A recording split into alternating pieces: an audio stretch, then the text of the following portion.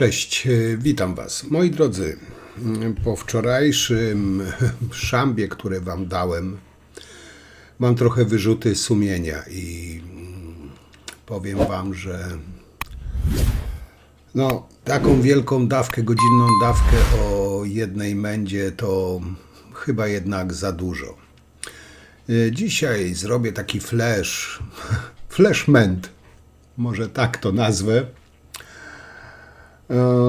Dzisiaj Wam powiem o ideologii, czyli krótko mówiąc o PiS-ie. Dzisiaj chcę poruszyć kilka tematów, ale to będzie krótkie, takie bardziej informacyjne. Zacznę może od tego. PiS, moi drodzy, według mnie, chociaż może część z Was się ze mną zgodzi, część nie, ale dla mnie PiS jest ideologią i dla mnie osobiście tutaj nie mam co do tego najmniejszych wątpliwości. To są tacy polityczni cwaniacy, dziennikarze, takie autorytety z koziej dupy. To są tacy delegaci tej ideologii. I jednym słowem szumowiny bez jakichkolwiek wartości. Ta cała reprezentacja ludzi w sposób perfidny wpływa na stan zdrowia tysięcy ludzi. Czytaj ich wyborców. I to wpływa na ten stan zdrowia każdego dnia. I powiem Wam, że jestem niemal przekonany, że czynią to z taką ogromną premedytacją, wprost bezczelnie, z taką dziką satysfakcją. Tutaj wszystkich nazwisk dzisiaj nie wymienię, bo nie sposób, czasu by zabrakło. Bo ta lista tych cwaniaków, hipokrytów, kłamców, kombinatorów jest po prostu bardzo długa. Nienawiść jest ich filozofią życia w polityce. Uważają wszystkich ludzi za idiotów, a na pewno swoich wyborców. A z kretynów im ufających czynią swój dobytek, który pielęgnują i karmią, dopóki są ich, nazwijmy to, politycznym życiem. To całe zło ma twarz. Twarz tutaj ludzi, które ukazuje to zdjęcie za mną, to jest część tych twarzy, może tak to nazwijmy, żeby być bardziej precyzyjnym. Przez kilka lat dosłownie gwałcili porządek prawny, moralny, etyczny, profanowali świętości i idee też potrafili sprofanować, a każdy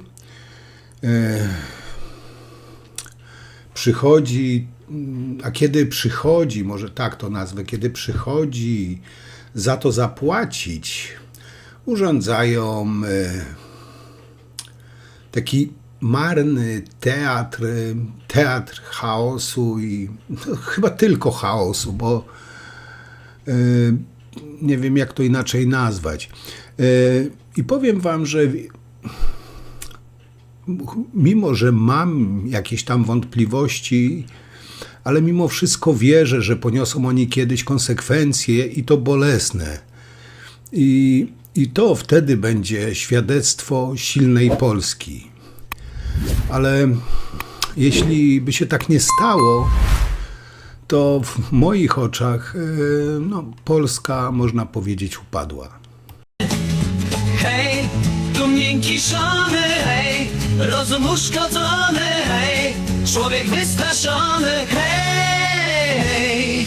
Kiedyś byłem młody i odważny bardziej też. Nigdy nie był nikt potrzebny, by pomagać mi. Lecz te dni odeszły, nie jestem tu bezpieczny. Teraz myśli me zmieniły bieg, otworzyłem drzwi, pomóż mi. Moi drodzy, powiem Wam tak, chciałbym się Wam z czymś podzielić. Widzicie to zdjęcie. Wiecie, z czym ono mi się kojarzy? Z taką typową pisowską Polską.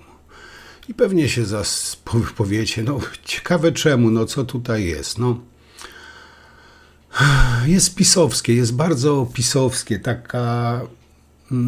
to jest taki PiS w pigułce.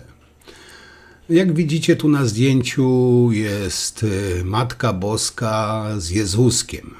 No, standard w polskiej przestrzeni. No niby nic wielkiego. Tylko przy tym obrazie wyobraźcie sobie, że stoi ksiądz, który znudził się księdzowaniem i zrobił nastolatce dziecko.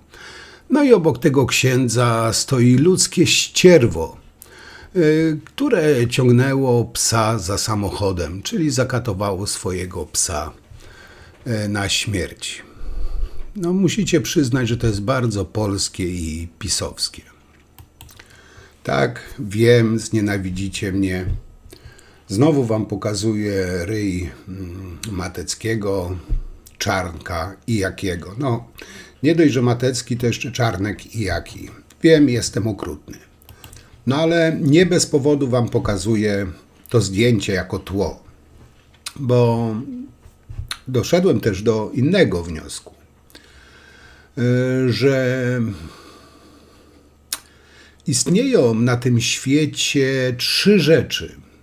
Dokładnie trzy rzeczy, których za cholerę ze sobą pogodzić się nie da. To jest przyzwoitość, inteligencja i bycie pisowcem. Bo jakby na to nie patrzeć, jakby nie porównywać, można być inteligentnym i być pisowcem, ale wtedy nie jest się przyzwoitym. Można być przyzwoitym i być pisowcem, ale wtedy nie jest się inteligentnym. Można być inteligentnym i przyzwoitym, ale wtedy nie jest się pisowcem. Nie wiem, czy się ze mną tutaj zgodzicie, czy nie. Zresztą w dalszej części tego mojego dzisiejszego materiału może tych nie do końca przekonanych przekonam. Cześć! Występujemy na konkursach bikini. Potrzebujemy 2 chłopaków do smarowania nas oliwką.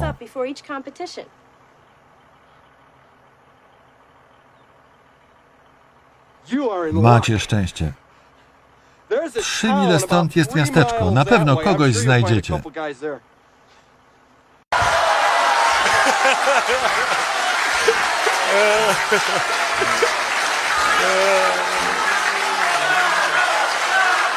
Okej, kolejna sprawa. Pewnie słyszeliście o tej całej zadymie pod domem Ziobry. Już nie będę się tutaj zbytnio rozgadywał na ten temat, bo nie chcę też was zanudzać tym miękiszonem, tylko tutaj może powiem tyle, że Ziobro podczas nocnej konferencji przed swoim domem oraz na antenie RMF FM powiedział, że o godzinie 2 w nocy złożył wniosek na policję, zawiadomienie na Donalda Tuska, że za to, że nęka jego sąsiadów. No gościa porąbało już kompletnie. Fakt, tam były ekipy telewizji polskiej, no ale Ziobro stwierdził, wyobraźcie sobie, że to telewizja Tuska i on na Tuska złożył doniesienie, że wozy telewizji polskiej stoją pod domem. No facet już, powiem wam, kompletnie sfiksował. Tutaj Ziobrze chodziło o wozy transmisyjne TVP, które stały zaparkowane w pobliżu jego domu. Tutaj chyba też należy nadmienić, że najbliżsi sąsiedzi Ziobry dość daleko od niego mieszkają. Kiedy tutaj prowadzący program Krzysztof Zimiec stwierdził, że to nie Tusk był pod jego domem, Ziobro powiedział, zapytał Ziemca, a czyja to telewizja? To jest telewizja reżimowa, 3 wielkie wozy transmisyjne. Wie pan, ile to kosztuje? Ponoć telewizja jest w likwidacji. Hałasują, budzą moich sąsiadów, są przerażeni, nie wiedzą, co się stało. To kosztuje podatnika.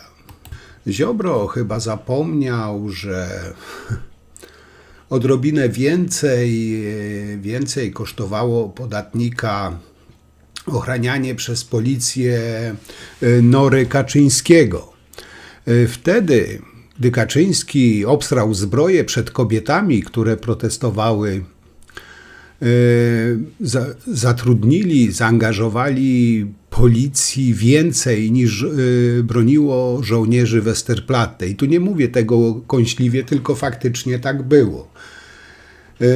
3 wozy transmisyjne TVP. Ziobro się martwi o koszta, ale zaangażowanie całej armii policji, obstawienie całej ulicy tylko dlatego, że Kaczyński srał po nogawach przed kobietami, wtedy jakoś Ziobro się o koszta podatników, o koszta nie martwił, o to, że to idzie z kieszeni podatnika. Kiedy Kaczyński miał swoje sraczki smoleńskie, ustawiali snajperów na dachach, kiedy angażowali armię policji, wojsko, wtedy oni się nie martwili o kieszenie podatników. Teraz Ziobro nagle się martwi o kieszeń podatników. No zobaczcie, jaka to jest pieprzona hipokryzja. No ale oczywiście Ziobro dostał pierdolca na punkcie Tuska, chyba nawet już większego niż sam Jasio Kowalski. I on zrobił donos na Tuska, że to Tusk niepokoi sąsiadów, nie Ziobrę, bo Ziobro to twardziel, nie boi się. Gdzie będzie się Zbysio bał? On się martwi, wyobraźcie, o sąsiadów. Wczoraj złożyłem zawiadomienie na Donalda Tuska, policję, w Za nocy co? o 2:00 nocy, dlatego że nęka moich sąsiadów. Mnie Donald Tusk może pocałować. Ale to nie Donald Tusk pana nęka przecież, zaraz, ale czyja jest Widział ta pan telewizja? Tuska Jest u to siebie przed telewizja domem? reżimowa, 3 wielkie wozy transmisyjne pod dom. Wie pan, ile to kosztuje? Telewizja w likwidacji ponoć. wiem, bo pracowałem, także wiem, że to jest duży hałasują, koszt. Ale po to budzą jest moich też sąsiadów, telewizja. spokojni ludzie, są przestraszeni, przerażeni, co się będzie działo i to kosztuje Ale to nie Donald podatnika. Tusk stał, tylko ale reporterzy Donald jacyś, Tusk tak? wydaje, to jest tak samo komisja śledcza na Nicce od kancelarii Panie ci ludzie. ministrze, No i moi drodzy, no nie mogłoby być inaczej. Nasz Miękiszon z obstraną zbroją zrobił na drugi dzień oczywiście konferencję prasową i zwrócił się do dziennikarzy oraz do samego Tuska. No, pamiętajcie, że to jest prawdziwy twardziel z gównem w zbroi. Powiedział tak: nie twierdzę, że państwo, którzy tu jesteście dziennikarzami, którzy odgrywają rolę w reżimowej telewizji, ale na pewno ci, którzy was wysłali, taką rolę chcieliby wam powierzyć. I na pytanie dziennikarzy, czy zrzeknie się immunitetu, Ziobro stwierdził: nie zrzeknę się immunitetu.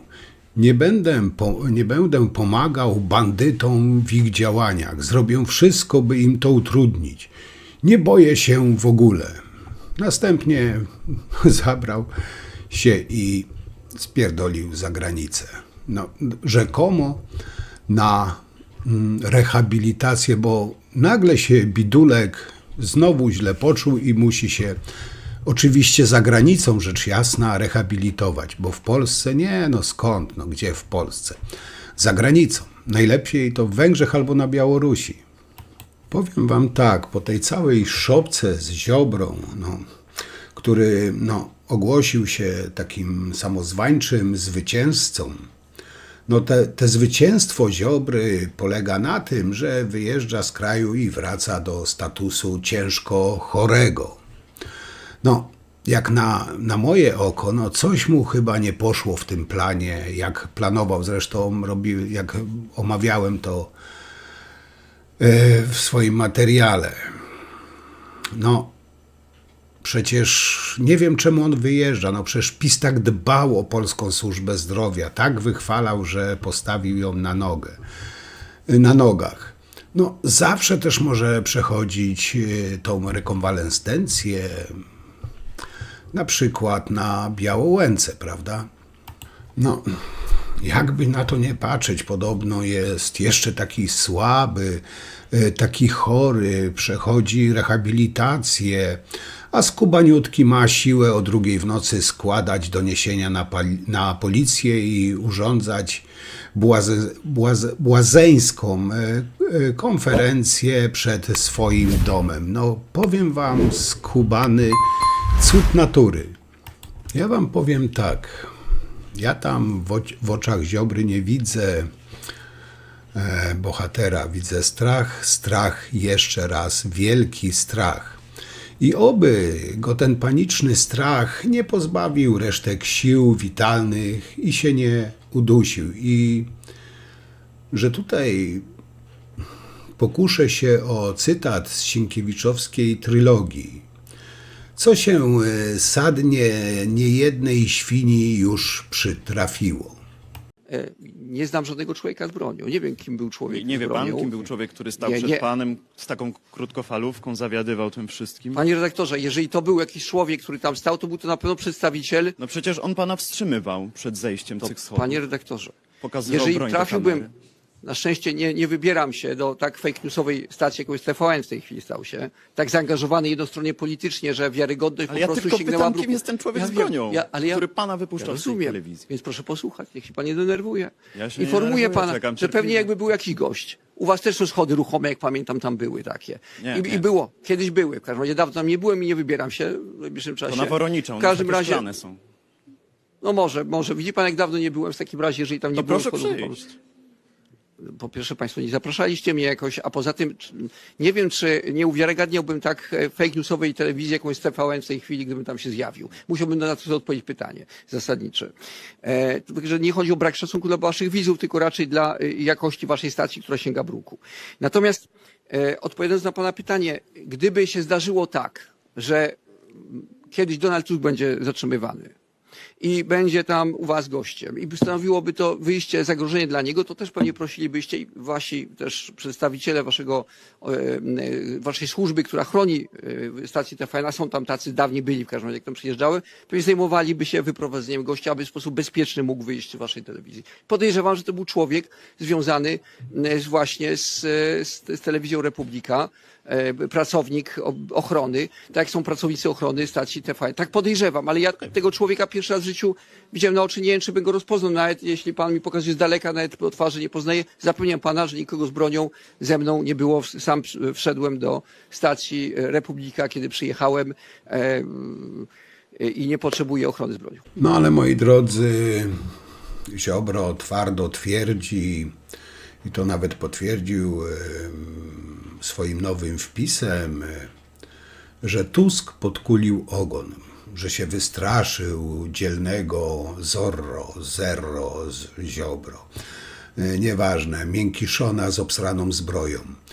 Ziobro umieścił w mediach społecznościowych wpis, w którym odniósł się do zamieszczonego przez siebie w nocy nagrania pokazującego rozstawioną przed jego domem ekipę TVP. Napisał: niczym na ubeckim przesłuchaniu. Ciekawe, skąd on wie, jak było na ubeckich przesłuchaniach. Gdzie się tego nauczył? Może od ojca Mateckiego albo od dziadka Mateckiego. Moja nocna interwencja na policji nic nie dała, napisał Ziobro. Uderzył oczywiście w Tuska, który jego zdaniem podkulił ogon. Aj, powiem wam, że naprawdę minister Zero jest naprawdę zerem absolutnym. No, także Ziobro napisał w swoim poście, że przed moim domem w nocy posterunek telewizji publicznej reżimowej czystej wody. W serwisie X tak napisał. Tusk podkulił ogon, zaznaczył. I tutaj niejako w odpowiedzi na swój własny wpis Ziobro stwierdził, że telewizyjne oświetlenie świeciło w okna domów silnymi reflektorami, niczym w ubeckim przesłuchaniu. O, Ziobro. Dobra, jeszcze tylko kilka słów o Ziobrze, bo szkoda waszego i mojego czasu. W każdym bądź razie, no, Ziobro tam sobie pisał ze sobą na X-ie. Tak wspomniałem, no jak Ziobro wspomniał, że jego nocna interwencja nic nie dała, dopiero gdy w radiu RMF powiedziałem o złożeniu na Tuska zawiadomienia o przestępstwie nękania w czasie ciszy nocnej, wszystkie 3 wozy transmisyjne nagle wycofano. Tusk jest wyjątkowo mściwy. Tym razem podkulił ogon, zaznaczył Ziobro. No zobaczcie, jakiego mamy twardziela. Ach, mówię wam, kto mieszka w Polsce, ten z cyrku się nie śmieje. A czemu Zbynio tak ucieka od tej komisji śledczej? Czemu pisowcy tak walczą z tą komisją, mimo że sami głosowali za powołaniem tej komisji? I tutaj pytanie do między innymi naszego ministra Obsrana Zbroja. Na przykład dlaczego pozwolił, żeby esbecka spółka powiązana z Moskwą zakupiła i wdrażała Pegasusa dla służb PiS-u? Skąd Ziobro i Kotecka mieli pieniądze, by spłacić kredyt za luksusowy apartament zakupiony od byłego konfidenta SB, pośrednio powiązanego z Moskwą? To pytanie pozostawię otwarte. Całkiem inną sprawą już jest brat Ziobry, który podobnie jak Matecki okradał podatników. W jaki sposób? A w taki, że niby pracował, ale go nie było, a grubą kasę brał. Bank miał stracić kwotę blisko 700 tysięcy złotych w wyniku działań swoich byłych szefów i tutaj jest wątek brata byłego ministra sprawiedliwości Zbigniewa Ziobry, Witolda Kornickiego, wcześniej Ziobry, który tylko 24 razy miał się zalogować do systemu informatycznego, spędzając w nim łącznie 9 godzin w ciągu 1 roku, a zarobił niemal 700 tysięcy złotych. Jak się pan przewodniczący, panowie posłowie odniosą do takich informacji? Rzeczywiście sensacje, tylko dla mnie większą sensacją jest to, że masło podrożało o 100%. Dla mnie większą sensacją jest to, że energia podrożała o 40%, że gaz podrożał o 40%. Także moi drodzy, pamiętajcie, nieważne, że brat Ziobry, podobnie jak Matecki, okradali polskich podatników, doili państwową kasę niczym pijawki, nawet nie pijawki, bo pijawka kiedy się napije, to odpadnie. Te pasożyty nigdy by nie odpadli. Oni wręcz dalej wrzeszczą, że dalej chcą doić. Także, ale pamiętajcie, że to jest wszystko nieważne. Ważne jest to, że podrożało masło. Towarzysz Paszczak wam to wszystko ładnie wytłumaczył. I kolejna i ostatnia sprawa związana z Ziobrą, bo tak powiedziałem, szkoda waszego i mojego czasu. Ale skoro Ziobro tak wspomniał już o ubeckich metodach, no to wszystkim tym, którzy tak się rozczulają nad biednym, schorowanym Ziobro, który musi walczyć z tym ubeckim systemem, przypomnę, jaki system on wprowadził w Polsce i jakie metody praworządne, nazwijmy to, bardziej ubeckie, on wprowadzał razem z tym spaślakiem obok. Na przykład przenieść kobietę 300 kilometrów od domu. Tak, po prostu z dnia na dzień. W domu zaś pozostaje 2 małych dzieci, matka w podeszłym wieku. Powód? Prokurator usiłowała prowadzić śledztwo w sprawie kopertowych wyborów. Jak nazwiecie w takim przypadku Ziobrę i Święczkowskiego? Śmiało, nie krępujcie się. Ja wam za chwilę podam więcej przykładów. Dobra, to jeszcze wam parę przykładów podam. Tak obiecałem. Właśnie ten mówi, że Tusk jest mściwym człowiekiem, więc pokażę wam, jak się mścił właśnie ten miękiszon w obsranej zbroi. Zero absolutne. A mścił się na niepokornych prokuratorach, czyli na szczęście były minister sprawiedliwości, prokurator generalny Zbigniew Obsrana Zbroja, zero. Tak się mścił na swoich podwładnych. Niepokorni prokuratorzy, którzy dostali przeniesienia do odległych jednostek, uwaga, bez prawa odwołania. I właśnie w taki sposób, jak ja wam teraz powiem, tak Ziobro skazywał na zesłania tych niepokornych prokuratorów. I tutaj prokurator Katarzyna Kwiatkowska, Warszawa, przeniesiona do Golub-Dobrzyń, o 181 km od domu. Prokurator Ewa Wrzosek, Warszawa, Śródmieście, przeniesiona o 311 km od domu. Prokurator Katarzyna Szeska, przeniesiona o 324 km od domu. Prokurator Jarosław Onyszczuk, przeniesiony o 263 km od domu.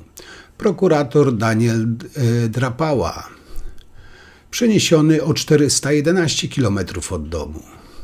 I mieli na to 48 godzin po prostu na zmianę swojego życia. Ziobro im dawał 48 godzin. I nie wygląda to na przypadek, na skoordynowane działania. Nie, no skąd? W życiu to akurat byli niepokorni prokuratorzy. No to przecież to, co przypadek? To właśnie było państwo z kartonu, jak i sam wymiar sprawiedliwości. No, ale musicie przyznać, że pan minister Ziobro był i tak wyjątkowo łaskawy. Przecież mógł wysłać na Sybir, prawda? A takich zostawił w Polsce. Zdzisław Kurski, syn byłego prezesa TVP, miał być sprawcą przemocy seksualnej wobec 8-letniej dziewczynki. Śledztwo w tej sprawie było dwukrotnie umarzane przez prokuraturę. Na wyciszenie sprawy miał naciskać sam Jacek Kurski. Jak ustalili dziennikarze, śledztwo prokuratury było prowadzone w sposób nieprawidłowy i próbowano mu zwyczajnie ukręcić łeb. Teraz prokuratura wznawia postępowanie. Nie ma świętych krów. O synu Kurskiego już nie będę mówił, zrobiłem o tym materiał. Chciałem tylko to wrzucić taki jako ciekawostkę, bo no wiecie, że był zawsze, ale teraz też szczególnie jest Tusk na celowniku pisowców, bo coraz bardziej im się dupska palą i wyobraźcie sobie, że nawet Kurski grozi, jak to ma oczywiście w zwyczaju, że pozwie premiera Tuska za oskarżenia wobec jego syna. Ja powiem tylko tak, no Kurski miałby jeszcze jakieś, nie wiem, mógłby mieć jakieś resztki człowieczeństwa w sobie. Jakby miał resztki człowieczeństwa w sobie, to by powiedział: przepraszam dziewczynie skrzywdzonej, kiedy była dziewczynką, i zwyczajnie zamknąłby mordę.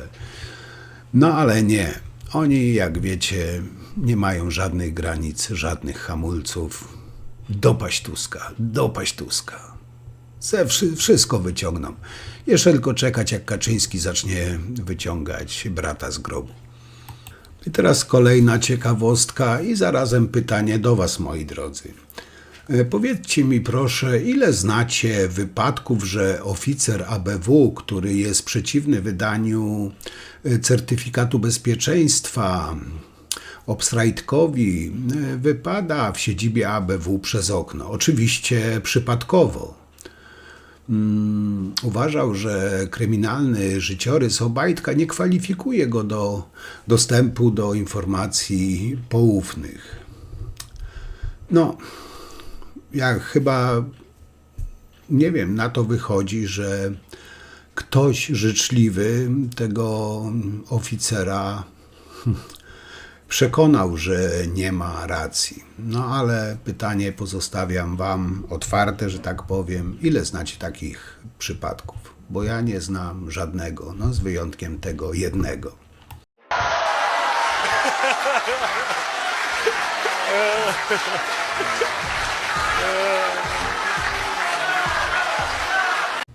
Okej, kolejne pytania. Dzisiaj dużo do was pytań. Powiedzcie mi, moi drodzy, co trzeba mieć w głowie, żeby zutylizować 8 000 książek. W dodatku tak starannie wydanych o bohaterach i ofiarach II wojny światowej. Bo słowo wstępne napisał poprzedni dyrektor i założyciel instytucji. Mówimy o placówce muzealnej, naukowej, o dorobku jej pracowników, a nie prywatnym folwarku. Mówimy też o kandydacie na prezydenta Polski, oczywiście obywatelskim kandydacie, który kazał zniszczyć 8 000 książek. O tym człowieku też nie będę tu się rozgadywał, bo o nim już też dużo materiałów zrobiłem. Chciałem wam tylko powiedzieć, że to są takie znikające katalogi Nawrockiego. Co się stało z albumami, które szuka prokuratura? Z tego, co na razie wiadomo, urzędniczka, która na polecenie Nawrockiego brała udział w usunięciu 8 000 albumów Muzeum II wojny światowej, nadzorowała też apartamenty tej instytucji. Co za kurwa przypadek. Ale dalej nie pojmuję, co trzeba mieć w tym łbie, żeby niszczyć książki. Mi się tylko niszczenie książek tylko kojarzy z erą takiego pana z wąsikiem. Wiecie, o kogo mi chodzi. Oni bardzo lubili niszczyć książki. Nawrocki pokazuje, jak podskakuje, jak robi pompki, jak biega. On tak naprawdę nie ma nic do zaoferowania. Tak mówiłem, to jest taka pacynka, kolejna pacynka ze sznurkami w dupie od Kaczyńskiego. Od prezydenta kraju nie oczekuje się, aby robił pompki, boksował, podskakiwał, biegał, spędzał czas na siłowni. Od prezydenta oczekuje się kompetencji, elokwencji, otwarcia na współczesny świat, a nie błaznowania. A co do książek, mam nadzieję, że prokuratura to wyjaśni i ten, co kazał zniszczyć te książki, po prostu za to odpowie. Dziś po raz kolejny chcielibyśmy Państwu przekazać, jaki stosunek do pieniędzy publicznych, do pieniędzy podatników ma kandydat PiS Karol Nawrocki. W ostatnich dniach przypomnieliśmy Państwu, kiedy za 25 000 złotych Muzeum II wojny światowej zakupiło sponsorowany artykuł w tygodniku Sieci tylko dlatego, że Karol Nawrocki kandydował wówczas na stanowisko prezydenta Gdańska. Bo wiedzieliśmy o fakturze zapłaconej ze środków na biuro poselskie, posła PiS-u na spotkanie wyborcze Karola Nawrockiego. Powiedzieliśmy o apartamencie na 200 dni, które za zupełne zero wynajmował Karol Nawrocki, tym samym pozbawiając Muzeum II wojny światowej kwoty 120 000 złotych, bo taki byłby koszt wynajmu komercyjnego tego apartamentu. Dzisiaj spotykamy się, żeby opowiedzieć o kolejnym wydarzeniu, czyli o zniszczeniu 8 000 albumów Muzeum II wojny światowej wartych 200 000 złotych, tylko dlatego, aby zatrzeć pamięć o twórcy i pierwszym muzeum powstania Pawle Machewiczu. Jakie kompleksy trzeba mieć, aby zniszczyć album liczący 251 stron tylko dlatego, że na jednej z tych stron jest poprzednik. Szanowni Państwo, historia znała już palenie książek. Wynikało to z małości, zazdrości, egoizmu. Nie chcemy, by ta historia się powtórzyła. Dziękuję bardzo. W państwie prawa jest tak, że instytucje publiczne zobowiązane są przestrzegać procedury zamówień publicznych. Przetarg powyżej 130 000 realizowany jest w trybie specjalnym, ale do 130 000 każda instytucja publiczna musi rozeznać rynek i wybrać najkorzystniejszą ofertę. Z mediów dowiadujemy się, że nie wiadomo, co się stało z książkami wartymi 200 000 złotych, kto je zniszczył, jest jakaś firma, nie ma żadnych dokumentów. Każdy najmniejszy urząd, nawet w Górowie i Ławeckim, w Warmińsko-Mazurskim, musi realizować procedury rozeznania rynku i szacowania rynku. Pan Nawrocki w swoim imperium nie musiał rozeznawać rynku, żeby wybierać wykonawcę do zlecenia, nie musiał płacić za hotele, nie musi nic. No nie będzie tak. W państwie prawa trzeba przestrzegać procedur. Moi drodzy, kończąc temat Nawrockiego, bo też nie chcę tutaj się rozgadywać na jego temat, bo tak, dzisiaj wam mówiłem krótko na kilka tematów, ale temat Nawrockiego chciałbym podsumować może jednym zdaniem. Gdy człowiek posłucha tego, co mówi Rafał Trzaskowski i później przełączy się na Nawrockiego, to tak jakby, nie wiem, jakby National Geographic przełączyć na Mango TV. Mniej więcej takie porównanie. Zresztą zobaczcie sami i zaraz przejdziemy do ostatniego tematu, generalnie rzecz biorąc. Już powoli zmierzam ku końcowi.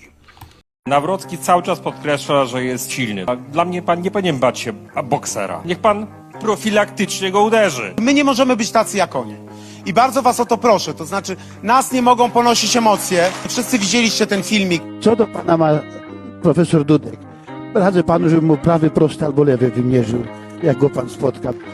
Bóg zapłać, księże dziekanie. Mamy tyle w tej chwili agresji w języku publicznym, że my nie możemy używać nawet takiego języka. Ja mam swoje doświadczenia, choćby z rozmów z powstańcami warszawskimi. I oni mi opowiadali o tym, kim byli prawdziwi bohaterowie. I bardzo często okazywało się, że ci, którzy najbardziej prężyli muskuły i którzy udawali takich silnych, potem pierwsi uciekali i widać było ich plecy. Moi drodzy, kolejna sprawa. Tutaj chcę was przeprosić za słownictwo, którego staram się. Nie zawsze mi to wychodzi, jak wiecie, ale naprawdę staram się unikać w moich wypowiedziach, ale widok prymitywnego piekarskiego pomocnika Fogla, który w programie u Rymanowskiego w Polsacie usiłuje dyskutować z uczciwymi oraz doświadczonymi prawnikami w kwestiach prawa, po chamsku im przerywa, bezczelnie wykrzykuje kłamstwa i pomówienia, był dla mnie takim żenującym widowiskiem, dobitnie pokazującym wysoką intelektualną i moralną jakość w szeregach tego siemierznego, topornego PiS-u.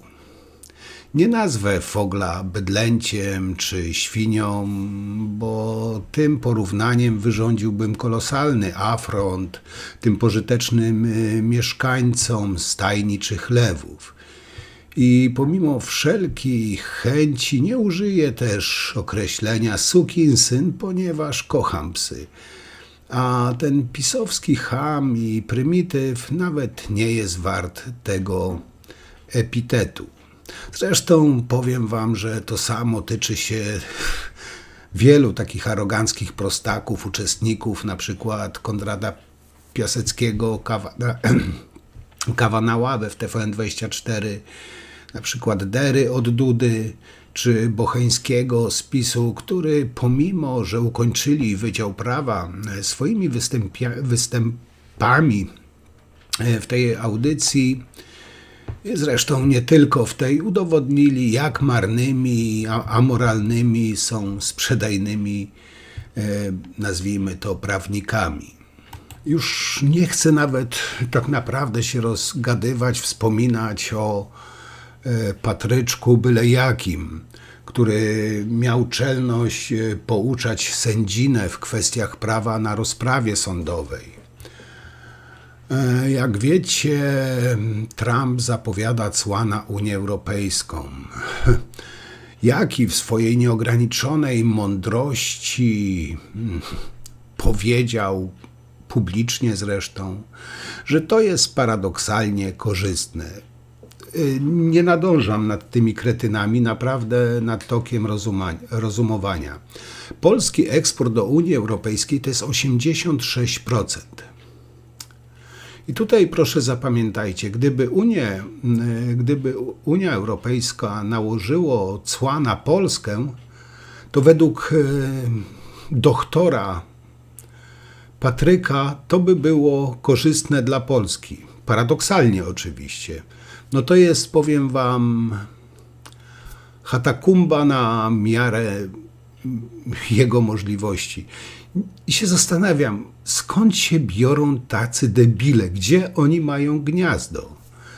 Bo z PiS wyłażą takie tuzy intelektu co chwilę.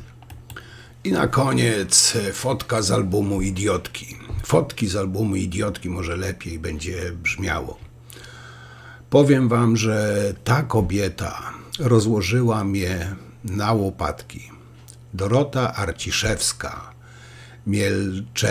Mielczewczyk. Oczywiście z PiS-u, no bo jakżeby inaczej. Umoczona w afery w skokach na Pomorzu. Nie spłaciła, bagatela tam, drobiażdżek, nie warto o tym mówić. Jedyne 18,5 miliona długów. Występując w programie Tak jest TVN24 dała prawdziwy popis wyjątkowej elokwencji. Najbardziej pyskate przekupki mogłyby się od niej uczyć, jak bez sensu i po chamsku drzeć niewyparzoną jadaczkę. Dużo takich przaśnych, pszenno-buraczanych kołtunów z PiS-u i z Solidarnej Polski już widziałem i słyszałem. No ale ta kobieta, no, bije ich na łeb. Zresztą posłuchajcie, obejrzyjcie, zlasujcie sobie też mózg, tak jak ja. To jest wina obecnego rządu? Nie, proszę pani. Podważania, a pan jest politykiem czy dziennikarzem? Jestem dziennikarzem, ale A rozumiem z odpowiednią linią polityczną. Nie, proszę pani. Praca dziennikarza polega na tym przede wszystkim, żeby weryfikować prawdy i politykom nie pozwalać mówić nieprawdy. To poprzez dekrety pan rządziłby w Polsce dzisiaj? Ale nie Czy ma- konstytucja, dekrety i opinie, opinie są Pamięta pani- aktami prawnymi? Pamięta pani takie ale panie rozporządzenie? redaktorze, pani poseł, umówmy się. pani mnie zaatakowała, A ja nie, ja sobie panu pozwolę zadałam odpowiedzieć. pytanie. Więc ja sobie pozwolę odpowiedzieć. Czy opiniami i dekretami rządzi się w Polsce, gdy obowiązuje konstytucja? No i to jest doskonałe pytanie Odpowie mi pan na to Oczywiście, pytanie? to jest doskonałe pytanie, Ale pani odpowie poseł. mi pan A pozwoli mi redaktor? pani na to? No proszę mi odpowiedzieć. Pozwoli mi pani na to, czy będzie Proszę mi mi pani od- wchodziła w słowo? Proszę odpowiedzieć. Doskonałym przykładem na to, o czym pani mówi, jest rozporządzenie wydane przez byłego ministra spraw wewnętrznych i administracji, pana Mariusza Kamińskiego, dotyczące pushbacków, które było niezgodne z Europejską Konwencją To pana Praw martwi? Człowieka. Tak, to mnie martwi. Zwłaszcza co mieliśmy na granicy, Ale jaką mogę wojnę odpowiedzieć? hybrydową? Mogę odpowiedzieć, czy Ale nie? ja nie mogę słuchać, że pan porównuje wojnę hybrydową, przysyłanie do nas hord osób, które zabijają naszych żołnierzy na granicy, chcą siłą przejść przez granicę. Pan o pushbackach pani mówi, a mówi? inne państwa mogą pushbacki stosować i stosują, tylko w Polsce jest to Chciała łamanie pani prawa? o rozporządzeniu, które A jest pan niezgodne z nie aktami odpowiedział mi wyższymi. pan. Ja Odpowiedziałem panu pani doskonale. zadałam panu pytanie, czy opiniami i dekretami rządzi się w Polsce? Można rządzić. Wie pani co? Może mi pan redaktor po pierwsze odpowiedzieć? od pytań w tym programie jestem ja. A Ale pan jest, powiedział, a że pani pan jest wie, od odpowiedzi. jaka jest odpowiedź na to Zadałem pytanie. pani pytanie konkretne i podstawiłem później jeszcze I dlatego przykład. ja udowadniam panu redaktorowi, Nie, niczego że pani nie udowadnia. ten obecny rząd łamie prawo, Nie, ponieważ niczego pani nie dekretami i udowodniła. opiniami nie rządzi Jakimi się w dekretami Polsce. i opiniami? Dekretami, które Jakimi? dzisiaj Konkretnie. pan Bodnar mówi, że dekrety i opinie przedstawiane Jakie? wielokrotnie. Jakie? No wszystkie do Ale tej nie, pory. ale Może które pan wszystkie, panie redaktorze? wszystkie opinie, na Jeden podstawie przykład. których. Nie chcę wszystkich, chcę jeden przykład. Panie redaktorze, od Chcę tego jest jeden internet, przykład. żeby wszystkie Nie. opinie wygooglować. Mnie pani pyta, a sama Ja pani nie potrafi odpowiedzieć. wszystkie opinie, a pan Bodnar na opinie się nie powołuje, wszystkich mi swoich podać- zaprzyjaźnionych proszę mi podać jeden profesorów. przykład. Proszę mi podać jeden przykład. Ale czy na Proszę mi profesorów podać się jeden przykład stanowienia prawa opiniami i dekretami. Jeden przykład, jeden dekret. Wszystkie Jeden opinie, dekret. Jeden dekret. na podstawie których Jeden zostało podważone Pani poseł, stanowisko jeden dekret. prokuratora generalnego, Jeden dekret. sędziego sądów najwyższego, Jeden było na dekret. podstawie opinii i wypowiedzi Nie pana odpowiada pani na Bodnara, moje pytanie. że to są dekrety, które Jeden wydaje pan. dekret. No pan Bodnar wydał dekrety. Ale jaki? Sam Jeden osobiście przykład. powiedział. Jeden przykład. Wszystko, co Wszystkie, dzisiaj dobrze. się dzieje, Teraz pan wszystko, poseł co dzisiaj Śliwek. wszystko, co dzisiaj się dzieje, jest na podstawie dekretów, o Nie których podała powiedział pani żadnego pan Bodnar. przykładu, opowiada pani historię Rzymku i Wszystko, paproci. co się dzieje na podstawie dekretów, o których mówi pan Bodnar. I w związku z tym Starczy, pani chciałabym, poseł. żeby pan Starczy, pani przywołał poseł. wypowiedź pana Bodnara, Starczy, pani który poseł. stwierdził, że robi Ale to tak na nie będziemy podstawie rozmawiać. opinii i dekretów. Pani poseł, tak nie będziemy No rozmawiać. oczywiście, że nie, bo pan chce wmówić, że Ale ja nieważne mogę, jest, co zaraz, się sekundę, dzisiaj pani dzieje, poseł, bo pani tylko bardzo ważne, dużo co było mówi, 8 lat natomiast temu, brak gdybyśmy konkretów, a ja zmienialiśmy prawo. Pani poseł, poprosiłem o jeden przykład. Nie podała pani żadnego. Pan poseł Jeśli Sis. można, Wszystko, ja co podam... Pani poseł, teraz pan poseł na podstawie Sis. dekretów i opinii, Dobrze, to już którymi wiem, to już posiłkuje się słyszałem. pan Bodnar. A ja podam... A to skoro panu świadczy, że pan jako dziennikarz o tym Pani nie pamięta, redaktor, bo sami o ale tym ja... mogliście nałamać swoje Panie redaktorze i pani... I tak podsumowując i kończąc, powiem wam, że mimo moich usilnych starań nie jestem w stanie pojąć toku rozumowania, nazwijmy to, logiki pisowców. Naprawdę nie jestem w stanie. Być może, nie wiem, najwięksi psychiatrzy może by to ogarnęli. Ja naprawdę nie jestem i nie będę udawał, że ich rozumiem. Bo nigdy nie zrozumiem ludzi, którzy oddają swój głos na takiego wyrzutka społeczeństwa. Domyślacie się, kto to jest na tej fotce, nie? Człowiek, który bez wiedzy, taktu, godności ludzkiej, nakierowany jedynie na nienawiść, cynizm i jątrzenie. Taki zwykły cham. A takich w PiS-ie jak ten osobnik jest od czorta, można powiedzieć na pęczki. I aż by się chciało krzyknąć do tych ludzi, zastanówcie się na przyszłość, zanim postawicie znak przy kandydacie na posła. Bo tak jak powiedziałem w poprzednim materiale, posłowie to są reprezentanci ludu, że tak się wyrażę.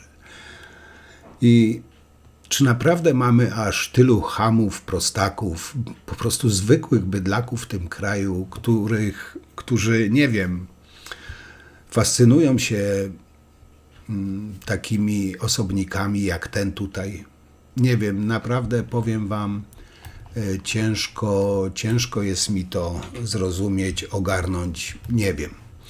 No ale liczę jak zawsze na wasze głosy. Piszcie, komentujcie, oceniajcie. Ja wam oczywiście bardzo dziękuję za wszystkie komentarze, szczególnie teraz pod tym ostatnim, wczorajszym o Mateckim, Szmateckim.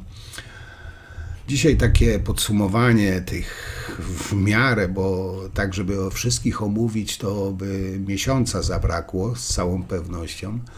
No ale to taki flash tych osobliwości pisowskich, że tak powiem. Także ja wam już dziękuję. Zapraszam oczywiście na kolejny materiał. No i cóż, do zobaczenia wkrótce. Trzymajcie się. Cześć.